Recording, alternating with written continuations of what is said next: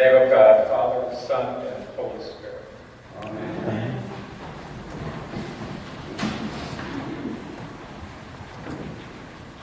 The people who first heard the words of this morning's gospel cared greatly about what it means to be holy. Holy. This is not a term we use much these days, especially about ourselves. We tend to focus on themes like self-fulfillment, personal happiness.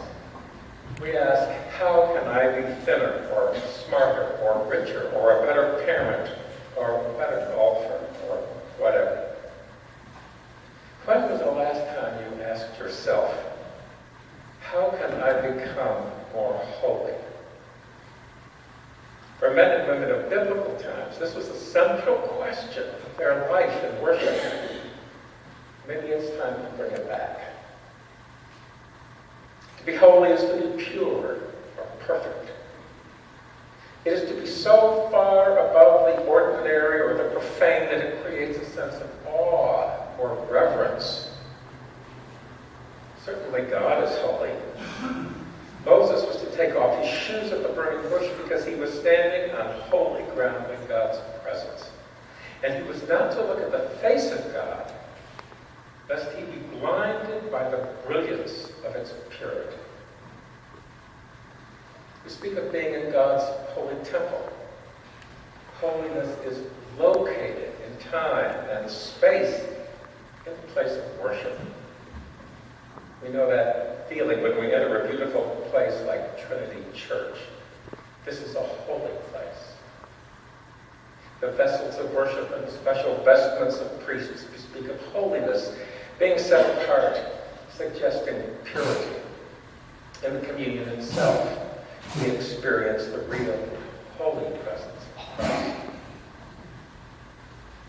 But it is equally true that we, you and I, are holy. In this morning's lesson, Paul speaks about our being the holy temple. Of course, most of the time we fall far short of being the holy people God created us to be, but nonetheless we were created holy.